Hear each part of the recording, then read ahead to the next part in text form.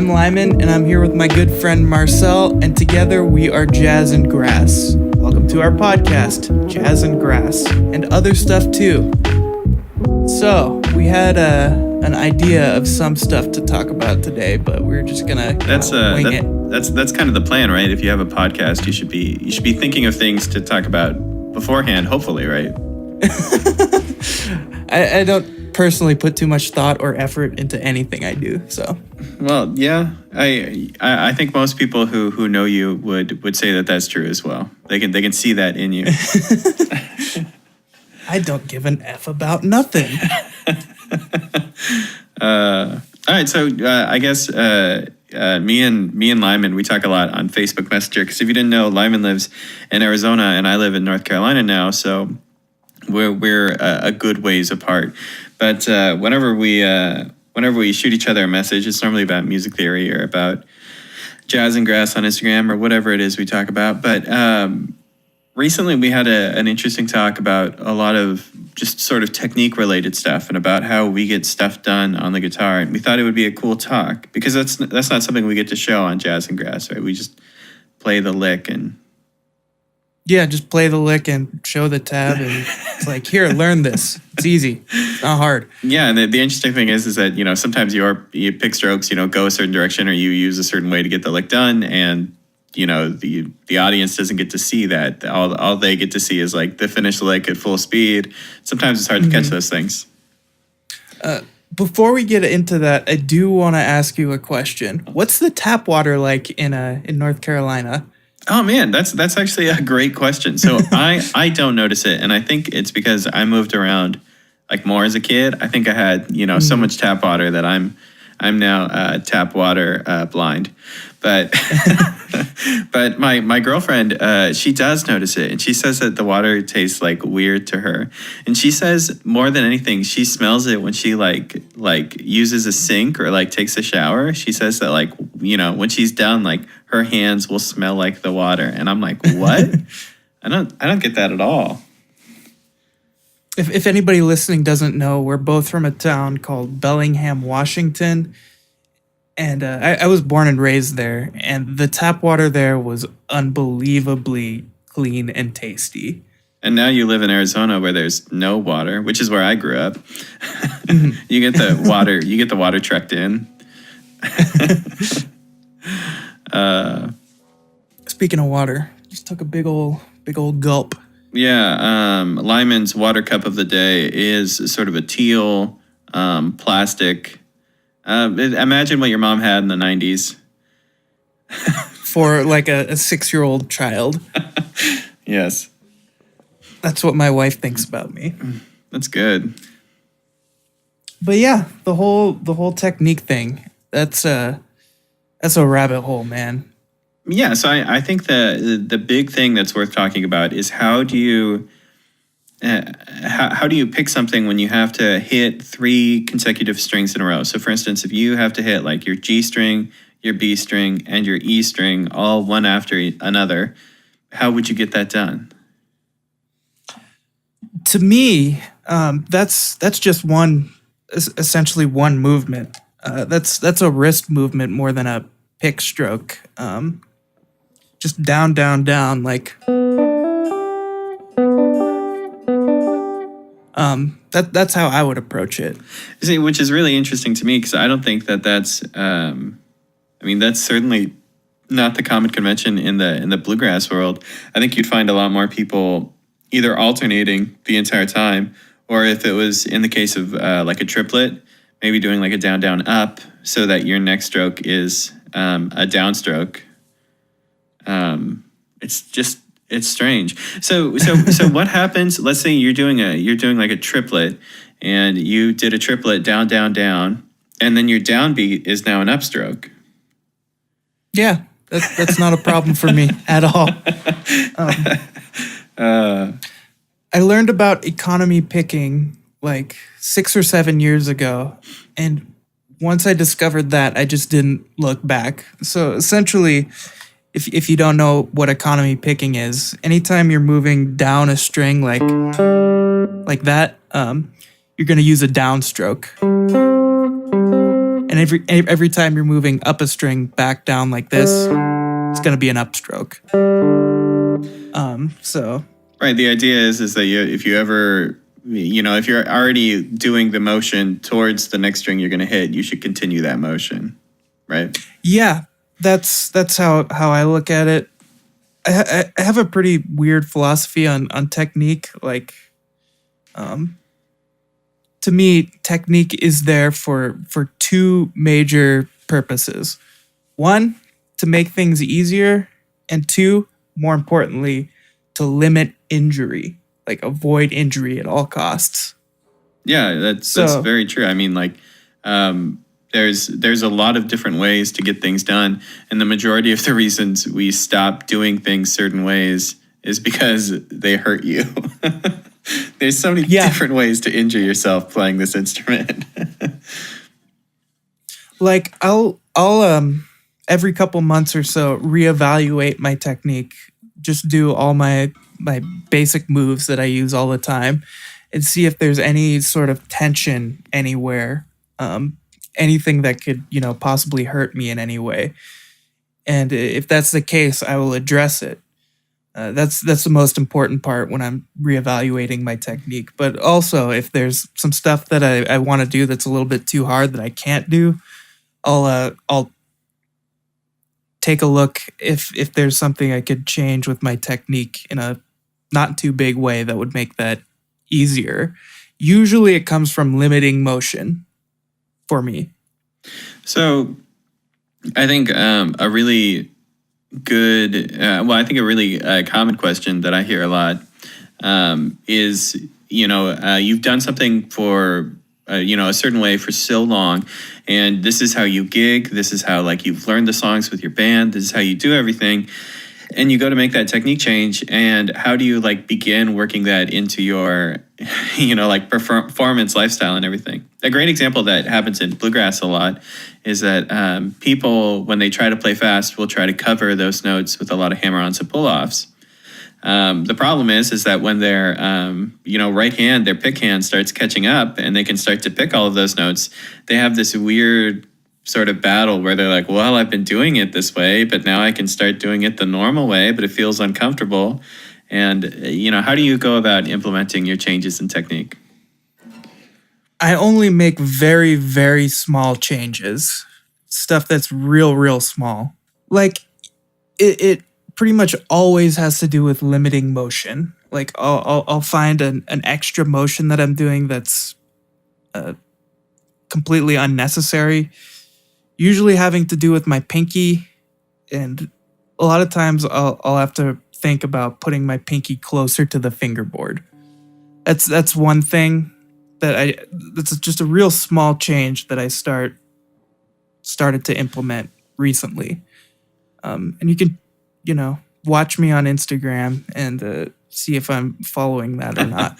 That's a good one. I have a weird pinky thing too. A lot of times I favor my pinky over my ring finger. So like if I happen to be playing like 3, 2, 1, 0 or something on a string, a lot of times instead of doing that third fret with my ring finger, I would do it with my pinky instead. Do you think that comes from playing bass? I never thought about that. I wonder if it does. I think bass is like the only instrument where I've ever actually had to be like taught how fingerings should work and how they work correctly. Because if for no one who's ever played like upright bass, which is what we're talking about when we played, I guess electric bass to some extent too, but you don't really get to use some of your fingers because the stretch is so wide that you couldn't possibly reach 4 notes for each finger to land on. Yeah, absolutely not.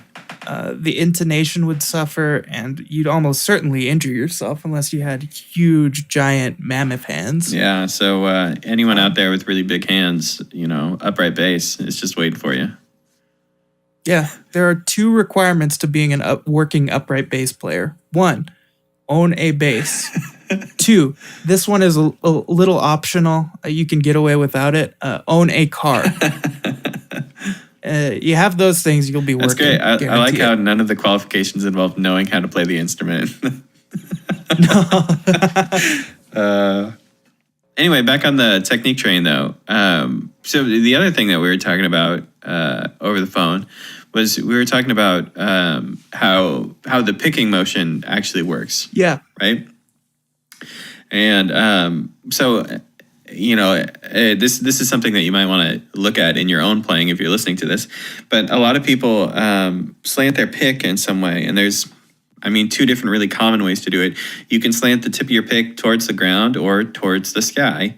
And the problem with both of those is that you have a hard time passing through the string in one direction, right? So there's always going to be one direction that's harder, whether you're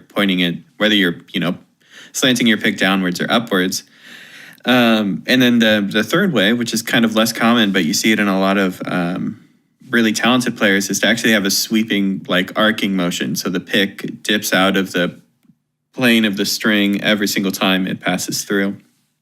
And that's how a lot of, if you're a fan of bluegrass, that's how a lot of cross picking works.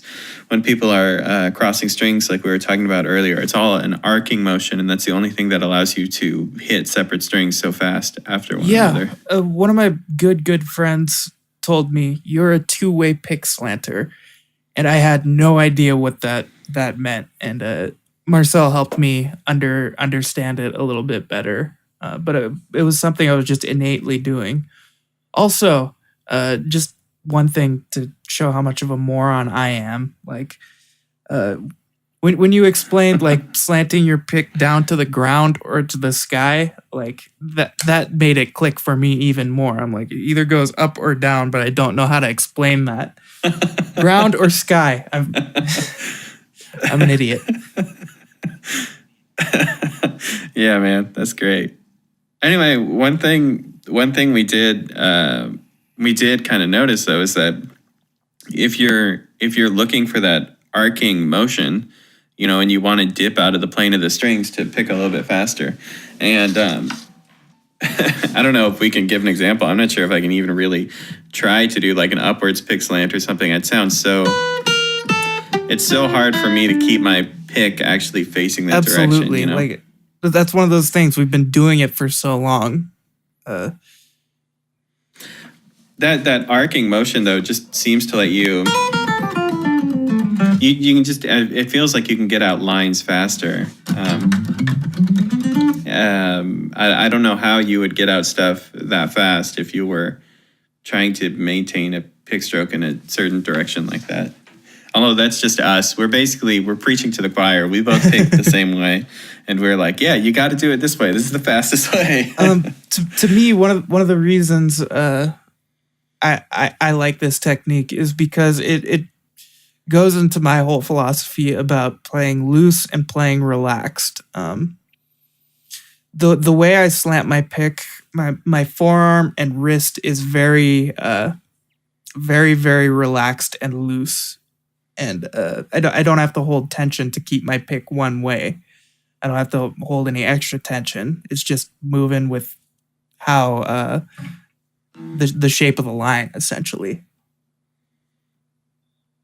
Yeah, if you want to try this at home, if you try a downward pick slant or an upward pick slant, I think you can feel, at least I can, and maybe this is just an example of how bad I am at those other techniques, but I can feel a little more tension in my wrist and maybe more of a locking sensation when I try to pick. And I feel like that's part of what's slowing me down. When you're doing that arcing motion of, up and down, what like people like Troy Grady online call cross picking, or Lyman's calling the two-way pick slanting. It's the same thing, and it feels a lot more like a forearm rotation is what it is. So if you're trying it at home, don't try to get it done with your wrist or try to get it done with your fingers. You're gonna have a bad time. It really is kind of more in that forearm region. Yeah, and there's a little bit of thumb going on for me in the right hand, but not too much. Just a little bit to help give me that little extra slant push that I need. Yeah, totally. Yeah, if you're looking for another good example of this too, You can see this in Tony Rice's picking. Tony Rice kind of has a weird cocked wrist kind of thing. But if you look at how he moves his thumb, and if you look at how he moves his forearm, which is kind of tough because he's always wearing a suit, but you can see that that's what's going on. His pick is always arcing out of the plane of the strings, which is what's kind of really important to the technique. My philosophy of technique is real simple. Like, don't hurt yourself and stay relaxed. Like, if you're relaxed, basically you can do anything you want as long as it works for you. Yeah, I mean, I agree with that. I think that a lot of the mistakes that I had in technique when I started out were things that I really didn't think would affect my playing, and I'm sure someone mentioned them to me at some point. And then as things got faster, or I started gigging more and stuff like that, I started noticing that I was having problems. And even at that point, I was reluctant to admit that my problems in technique were causing those things, right? And eventually, when I did fix the technique, I realized that those problems went away, and I was kind of forced to acknowledge that I had created my own problems. But if you're wondering like what things I fixed as I got to be a better player, definitely the example I gave earlier where I was trying to cover faster passages with hammer-ons and pull-offs, and then had to get my pick speed up to the point where I could do that. That was something I went through. I also switched through. I fixed my pick grip at one point. I used to do the like bird claw thing where you have like your thumb and then your index finger and your middle finger. Yeah, all three fingers on the pick. Like, more fingers I can get on that pick, like more control I get, man, I'm going to pick so fast. And now I do it, sort of the normal way where you make a fist and you basically drop the pick and put your thumb over it. How much of your pick do you leave out? Oh, I choke up quite a bit on the pick. I don't know. Do you leave a lot out? I really don't. I leave a ridiculous amount out. Like, oh, you're such a weirdo. We're on Skype, by the way. We can see each other. We'll get video going on with this thing one day, but not today. That's one reason jazz picks always upset me. Because I like to leave a lot of the pick out.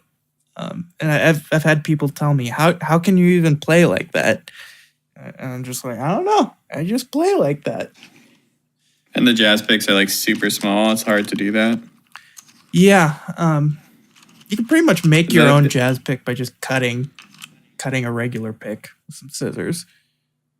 Is that a real thing? Did I make that up? Jazz picks are like kind of tiny, right? Yeah, no, absolutely. I'll make one right now. I'm going to regret this. I got some scissors, maybe some ASMR.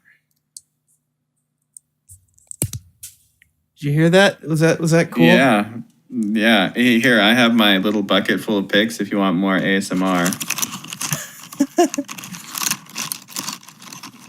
Rifling through guitar picks, ASMR. 30,000 views, 40,000 views. I instantly regret my decision to make a jazz pick. This is really dumb.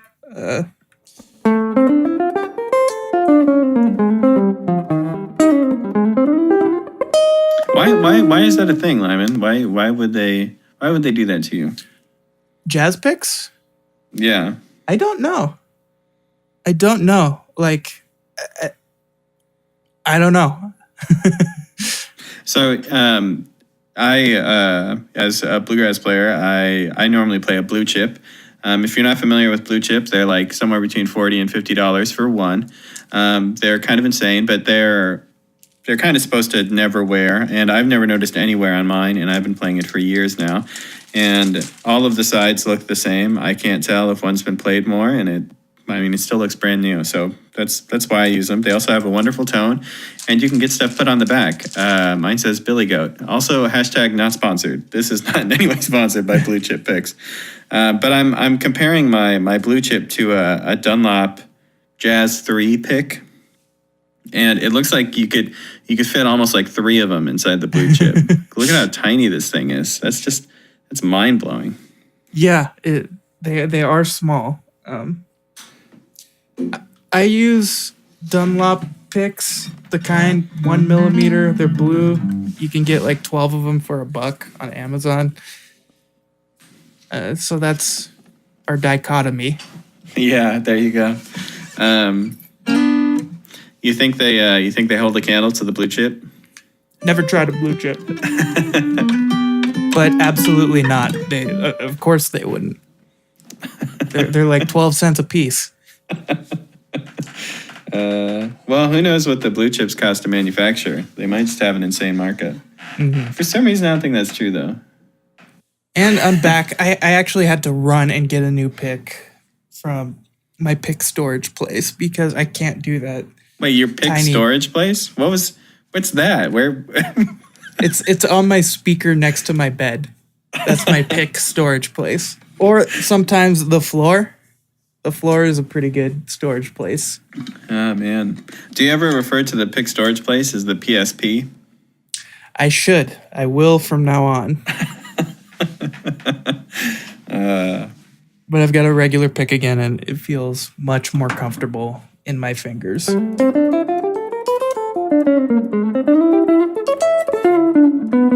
Yep, that feels right. That. It's almost like someone plays jazz or something. You should talk to those Jazz and Grass guys. Try to replace that guy they got over there. You sound way better than him. Yeah, that guy's a jerkwad. What are some other things you do to your instrument to like set it up for the style of play that you do? Like, are there specific strings that you care about? I mean, we've never talked about any of this. Are there any alterations you've done to your instrument or anything?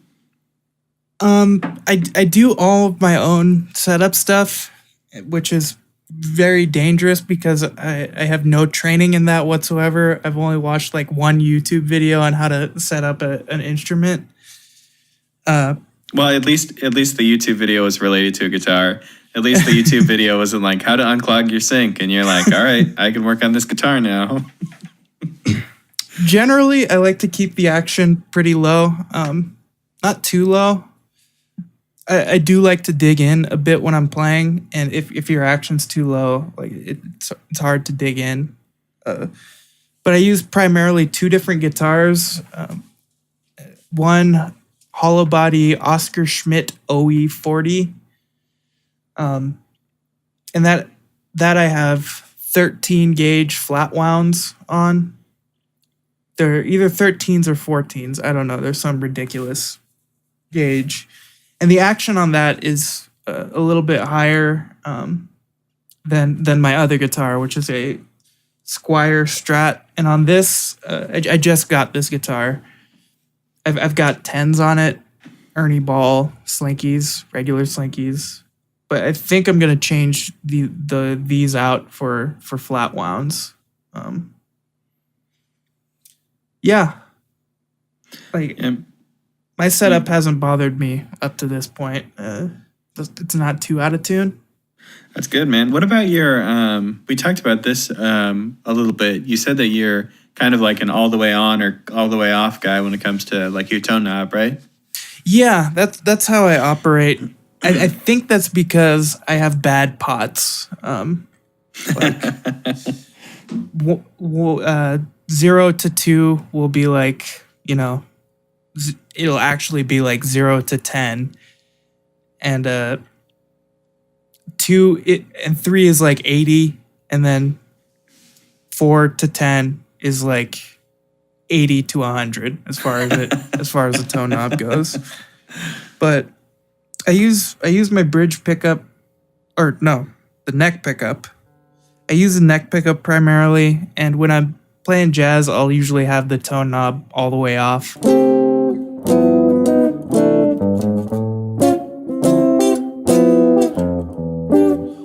It just filters out some of those higher harmonics and gives you the kind of dark jazz sound. I like the way it sounds.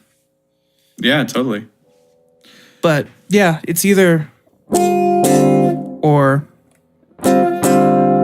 all the way on or all the way off for me.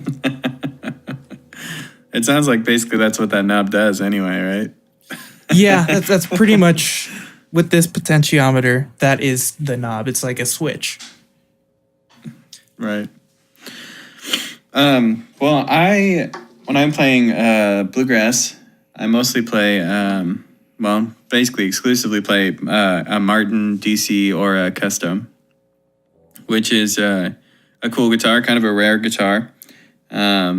It's kind of covered in inlays and stuff, and it's one that they made when they were really pushing for the Aura pickup system, and which is a wonderful pickup system, by the way. It's got all the modeling built in, so it models a bunch of different mics. And they take like this guitar and they play it into a bunch of different microphones. They create an image and then they put them all on the guitar. So when you plug it in, you can like scroll through a bunch of different images and decide which one you want to apply. Which is really nice if you want to change the sound of your guitar a little bit for different bands and stuff like that. I found it at a Guitar Center, and it was marked 45% off, this guitar, which is weird. I wonder if they didn't know if it was a custom or something, and they just happened to like mark it way down. Anyway, I was really happy to get a hold of it. The other How long have you had that guitar? This guitar? When we were in a band together, I didn't have it. Okay. Yeah, there was another Martin that I had before this one, and I switched to this one because I had a bunch of gigs coming up, and my back and sides started to separate. Oh. Yeah, kind of on the bottom of the guitar. But it was one of the cheap Martins. It was one of the or cheaper Martins. It's one of those Mexico Martins. So that's what happens when it's not made out of real wood. There's some other interesting instruments that I have around, but this is really the only one I gig with. The other cool acoustic guitar I have is my great-grandfather's Kalamazoo. So it's from like 1933, and it's had some work done on it. It had a neck reset and everything else, but it still plays wonderfully. It's actually sitting out here right now. I love that thing too. It's kind of a parlor-sized body, though. It's real small, so it's not great for bluegrass. You need something kind of bigger and boomier. I love small-bodied acoustic guitars. Not anyway for the sound or anything, just for the form factor. Generally, I like smaller instruments, but that hollow body I have is friggin' huge. It's a big guitar. Yeah, sometimes there's not a whole lot you can do about it. I mean, I think that's why when I'm at home just practicing, a lot of times I don't reach for my Martin because it is so big. And I know that if I'm like sitting on the couch or something, that it's going to be kind of uncomfortable to hold. So I'll reach for a smaller guitar. I'll reach for my Telly or something, just so I can sit down and noodle and not have, a giant instrument there. Yeah, absolutely. I live in a very small apartment, and I got neighbors on either side, and my prime practicing hours are from midnight to 2 a.m. So the Stratocaster is what I go for. Just so I don't bug my neighbors too much. I haven't said anything yet, so I think I'm in the clear. But who knows? So right now, are you 2 hours ahead of me or 3 hours ahead of me? I'm 3 hours ahead of you now because we joined the Pacific time zone. Yeah, for anyone who doesn't know, Arizona is a time zone mystery unto itself. It doesn't follow daylight savings, so it's in relation to the rest of the world, it's constantly changing. Anyway, I was just going to say it's funny because you practice so late, and it just shows how late I'm up too, because I'm 3 hours ahead of you. So when you're up at midnight and I'm like, shooting you messages, it's like 3 a.m. here. And I'm like, oh, hey, like, what about blah, blah, blah, blah. I basically never sleep. Yeah, I didn't sleep for the longest time. Like, I'm still not getting much sleep these days. I started a new thing where I'm up every day at 8 a.m. making music, and I've gone 3 months strong so far. So we'll see how long that lasts. Man, but I don't know how you do it. I'm just up till like 5 a.m. and then I wake up at noon, and it's great life. It helps that my wife has a fresh pot of coffee on when she wakes up. So I can zombie out of bed at 7:50, pour myself a cup of boiling coffee, burn my tongue, and then get to work. Anyway, dude, how about we hit some of these reoccurring segments? Yeah. Yeah. All right. I think I went first last time. Why don't you tell me, what are you listening to right now? What am I listening to right now? Lots of anime music. I'm showing how much of a weeaboo I am. Oh man, we're going to a dark spot this episode. Already too much for me. Like intros and outros for different animes. Like I'll go searching that out because the melodies are so cool to me and so interesting. There's a lot of sort of jazzy stuff that happens. Lots of like 4 to 5. We turn that tone knob back on. And then you got like this diminished chord. That kind of thing. This sort of movement. Yeah. It seems like a lot of the, from what I know, like when I had roommates and stuff who watched anime, it was never me. No, but I feel like in their music, they're a lot more okay with including like a lot more chord types in their like pop music. So in like American pop music, you see like really kind of simplified stuff, and even in like, I don't know if you're listening to like K-pop or J-pop, even in those songs, you can kind of find a lot more like interesting chords coming up, even in like their simple songs. You know what I mean? Yeah, like I hear minor 5 chords all the time. Like I'll just break this down. This is essentially a J-pop progression.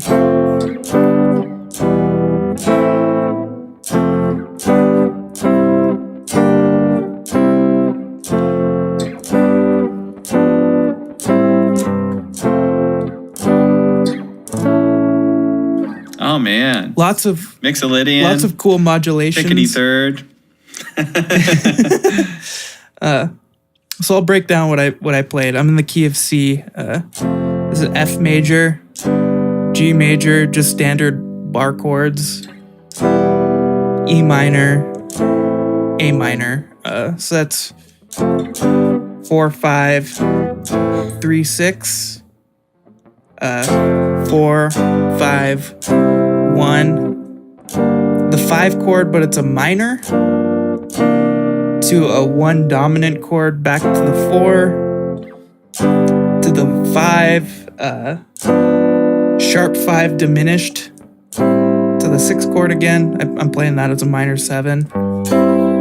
6 chord over the 5, so essentially this is C over G, the way I'm voicing it.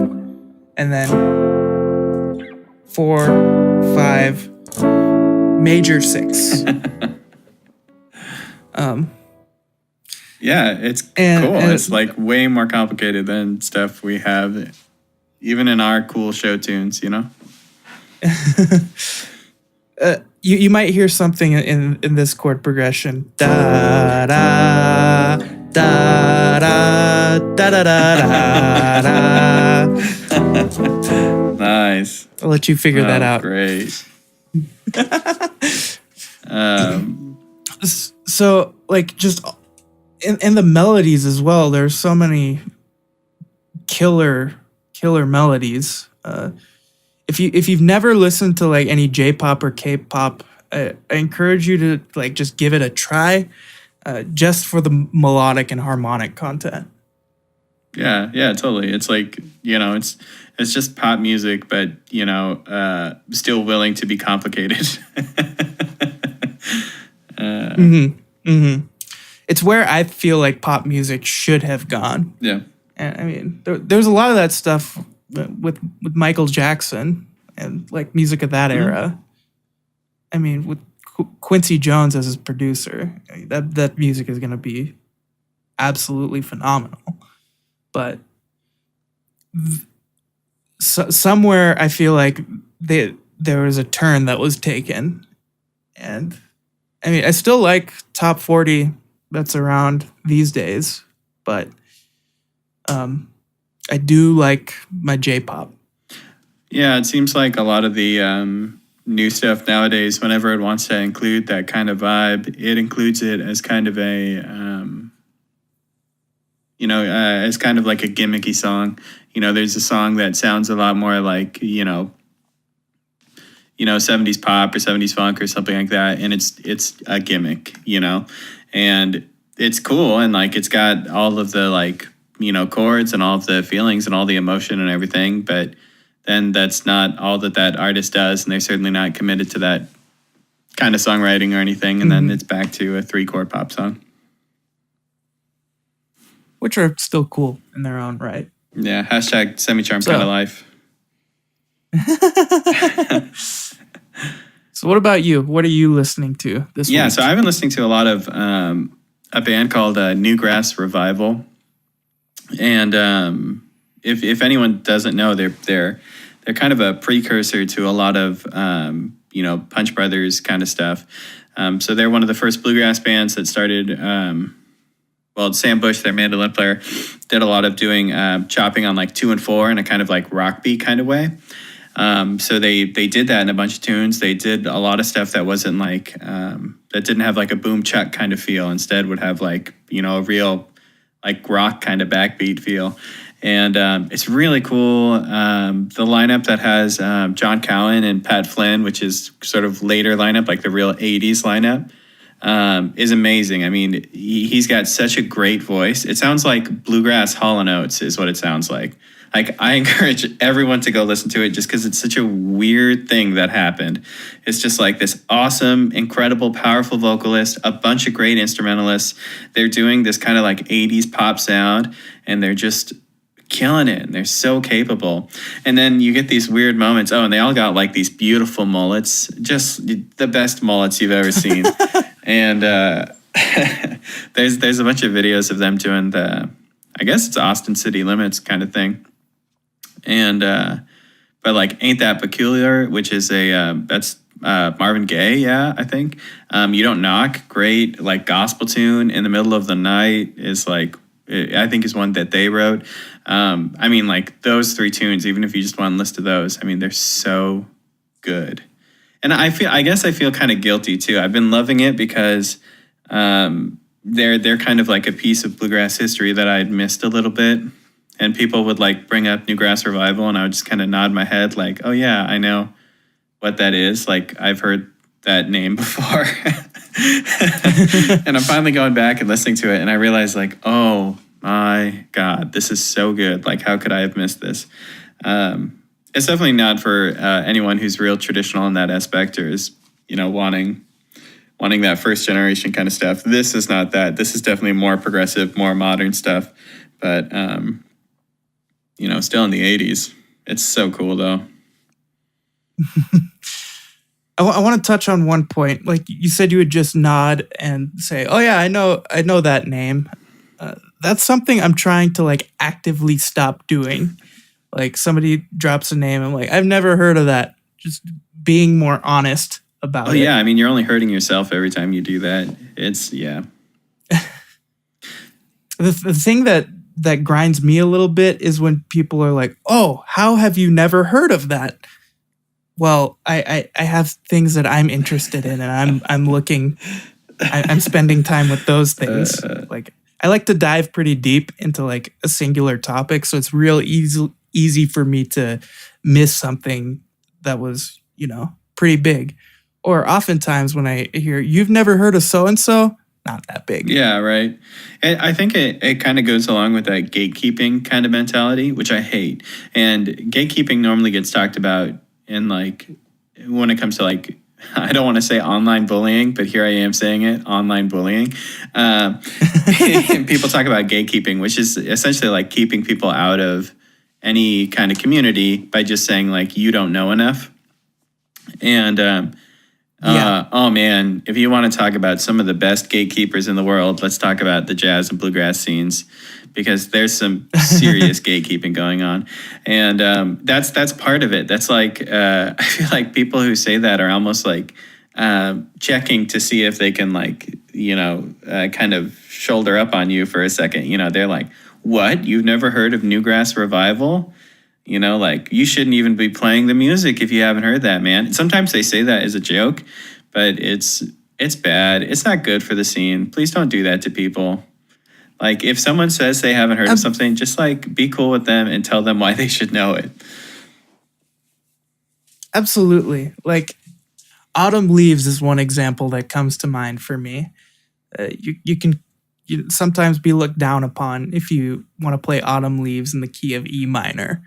They'll tell you that the original key is G minor because that's what a number of killer recordings were done in. They were done in G minor, but I'm pretty sure G minor wasn't even the actual original key of the song. I don't know what it was. I think it's A minor, but don't quote me on that. But there's really no room for that. Play it in F sharp for all I care. Like you should be able to play it in all keys, like all of the keys. So I was I was at a jam one time where they're like almost the exact same thing happened. Someone called Old Home Place, and it was obvious that there was like kind of a group of older bluegrassers and there was a group of like younger bluegrassers that were trying to figure it out. And someone called Old Home Place. Everyone knows the tune Old Home Place. I thought it would be like a good kind of level playing field. And one of the younger guys says, "What key are we doing it in?" Which is normal. Like when people are singing tunes, normally that's like an important thing to discuss, because everyone sings it in a different key. And even a tune like Old Home Place, like guys will sing it in a million different keys. Like, a guy could sing it from G all the way up to like the key of B. And, women are going to sing it somewhere between like C and E probably. So, that's something we need to discuss. But the older guy turns to him and he says, "The usual key." Yeah, cool. And of course he's talking about the original like big recording, which is J.D. Crowe with Tony Rice, and I think they did it in B flat. That's cool. But just why would you do that to that poor kid? It wasn't even a circumstance where like that. It's not like maybe some of these fiddle tunes where they have to be in specific keys. This is like a singing song that can be in so many different keys. Why would you shut down this guy this way and say the usual one? It makes me so mad. I don't ask what key songs are in anymore. I just ask, what's the first chord? That's my workaround. What is the first chord? Because usually I will know the tune. And, if it starts on the 2 or the 6 or the 5 or the 1 or whatever, like if I ask, what's the first chord you're going to play? Yeah. That's a better way to like suss it out. A pattern interrupt. Like interrupt their pattern. Like I would much rather hear that than what key. Because if like I've been playing some blues jams. And if you say, if it's asked what key, like it's in D, okay, cool. I can use D pentatonic the whole tune. Really? Are you sure? You sure about that? Yeah, right. Sometimes it's a scary question to give the answer to because you don't know who you give it to, like what they're going to do with that info. Have you ever had someone someone asks what key a tune is in and you tell them what key it's in? But the song starts on like a different chord. So the song starts and they're like slamming on the 1 chord and everyone else is playing like the 6th chord or whatever chord the song actually starts on. And you're like, oh no, what have I done? Anyway, let's move on. So what are you working on right now? Like, what are you studying? I'm still hot on those sus7 chord inversions.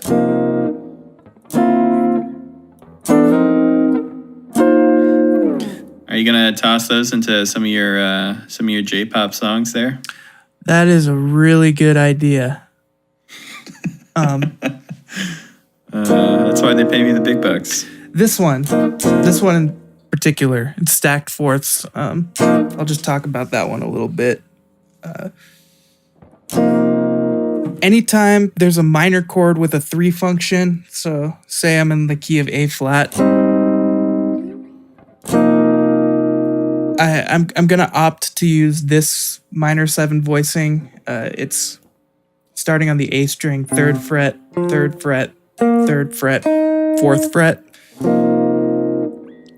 I'm gonna opt to use that voicing 9 times out of 10, even on as some 2 chords. But I've heard many a guy in the key of A flat play a C minor 9, which to me is incorrect in most contexts, because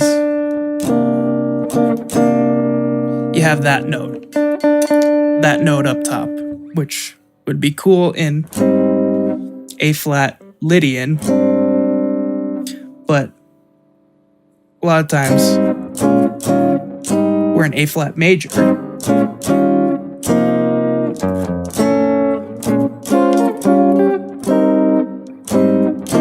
So I'd almost never play this C minor 9 as a 3 chord ever. Another thing pertaining to that, I almost never use this drop 2 voicing on the middle string set. 1 or 3, 5, 3, 4. Because I just don't like that sound as much. I like the color. I much prefer that color to this color. But sometimes I'll use it like if I'm doing drop 2 voicings down the inversion. But yeah, like that's just one thing I wanted to talk about. C minor 9 as a 3 chord in the key of A flat, no bueno. IMO. But I've been working on that middle string set of inversions. I had the other string set. See if I can't find that. This string set, the top 4 strings. I had that down for the most part last week, but the middle string set, particularly this voicing, starting on the A string, 6, 8, 5, 6.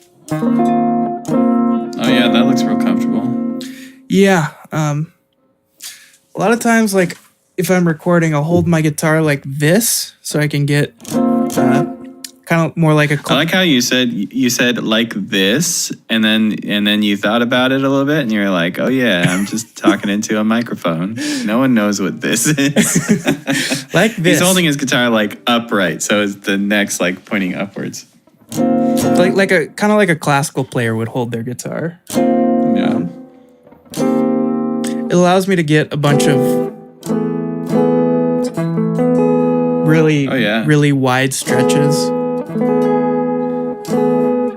I was trying to do what you're talking about there with the middle string set. Man, what I can't remember if it was minor 7 flat 5, but I was doing the inversions for one of those kind of common jazz chords, and I realized that like, oh man, like the only way I can get this spot is if I do something like very uncomfortable, like there's or like repeat a note, or like there's certain moments when you have chords that like have so many notes in them where you're trying to find inversions and you're like, oh, in this spot it just doesn't work. And I remember I ended up including like some of my E strings on either side just to like make it easier instead of like doing some kind of gigantic stretch. Mm-hmm. So I commend you for doing that, because there is a way to cheat yourself out of it, and that's the route I took. That's what I did. Try holding your guitar like this. Like this. Yeah, exactly. Everyone at home, you follow? Like this. Just like this. But speaking of inversions, like I'm constantly working on inversions. The C minor 7 drop 2 voicing I was talking about, the one I don't use often, 3, 5, 3, 6 on the middle string set. The next inversion up,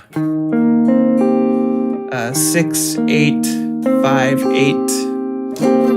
That is a real tough chord for me. And I can usually only do it cleanly when I'm holding the guitar in an upright position, which I'll do often when I'm recording like some of my jazz lo-fi stuff. But if I were to take it back down, this Pretty hard to reach. this relates back to the whole technique thing. Just I could feel myself doing something that would be injury inducing with this chord in a normal scenario. See? Yeah, Isn't it great? That position. It gives me a huge reach. Like, how many frets is that? I don't know. I can't count. 1, 2, 3, 4, 5, 6, 7. Oh man. Gives me a 7. Or gives me a whole tritone, essentially. Yeah, that's crazy, man. I don't think I can reach that far. I can only reach like 5 frets holding the guitar, quote unquote, normally. But I don't know what it is. What about is this. normal, really? Huh? Let's break down some social constructs of how to hold a guitar normally. I think the classical players had it right. I really do. Yeah, when I wear my guitar with a strap, it's like my neck definitely points like farther upwards than if I'm just holding it sitting down. Those are my things I've been working on this week. Those sus7 chords, I really like those sounds, and always working on inversions because I did not spend enough time on those in the beginning while I was, just learning how to play. And voicings are super, super powerful. Like that, the more voicings you know, the more cool chord melodies you can play. IMO. What about you? Yeah, so I've been working on, and this is something we talked about together. It's actually something that you showed me. So we were talking about chords that are really similar and that are basically the same. We were talking about how, of course, minor 6 chord like it always has a dominant 9 chord right next to it. That they're basically the same chord, right? There's only that root note is changing, and then of course an inversion of a minor 6 chord is a minor 7 flat 5 chord. And if you take all the notes of those chords and you put them together, you actually end up with something that I recently did a couple of videos about, the dominant pentatonic scale.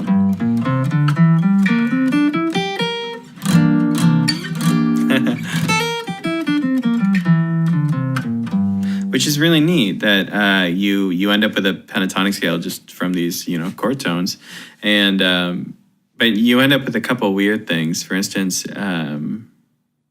like that C note isn't really in the G minor 6 or isn't really in the E minor 7 flat 5. It doesn't really conflict with any of those notes though, because it's not close enough to any chord tones for it to like sound bad. It's not like a half step away or something. You're not going to create any kind of weird kind of motion. But man, I just really love the idea of how well that works out. So I've been going through all of those positions for the dominant pentatonic scale, because there's 5, right? It's like a normal pentatonic scale.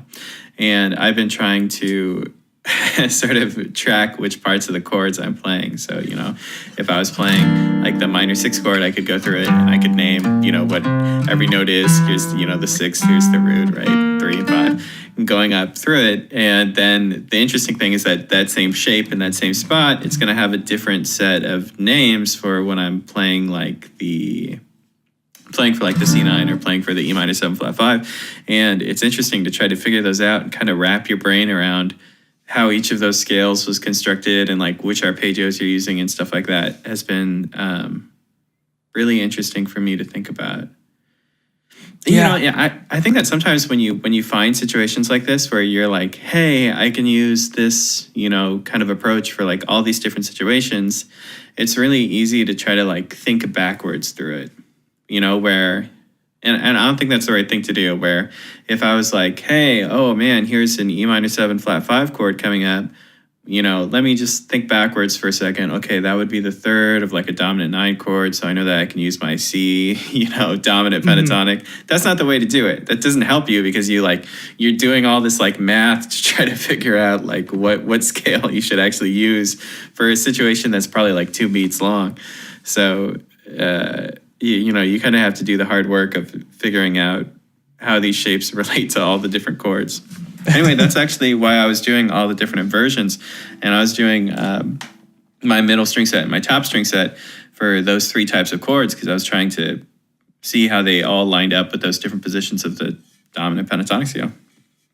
That's super useful, actually. The dominant pentatonic scale is not something I've ever practiced, so I'm going to look into that and look into like interesting ways of like moving it up like a half step or a minor third or like a tritone or whatever, see what chord tones that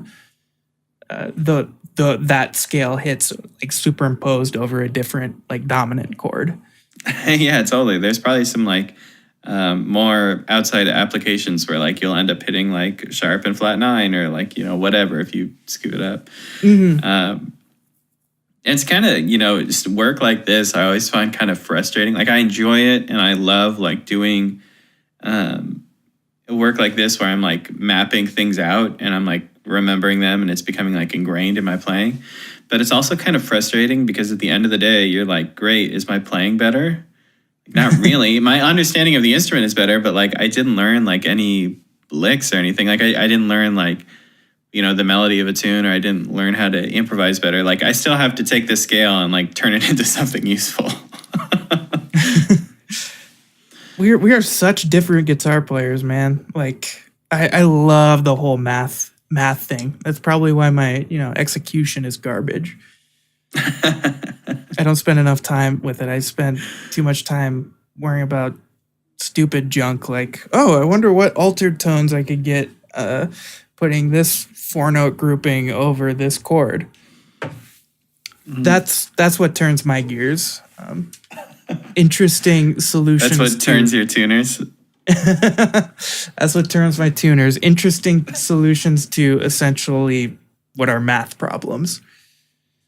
Yeah, I mean, I don't think you can get anywhere in guitar if you're not interested in that. I have like a giant 3-ring binder up there that's probably got like 200 pages of just like handwritten notes about like how things work or like how I think things work and like things I need to try and stuff. And that's from like 5 years ago now. Like I just stopped adding to it because I went like, digital and started doing things like online. But I was writing that when we were playing together. Yeah, I think I remember that, like your music Bible or my Bluegrass Bible. Yeah, Bluegrass Bible. Yeah, that was a cool little deal. Yeah, let's see if you can attest to this thing's size. It's pretty girthy. It's very girthy. But yeah, there's there's just like a stupid amount of notes for most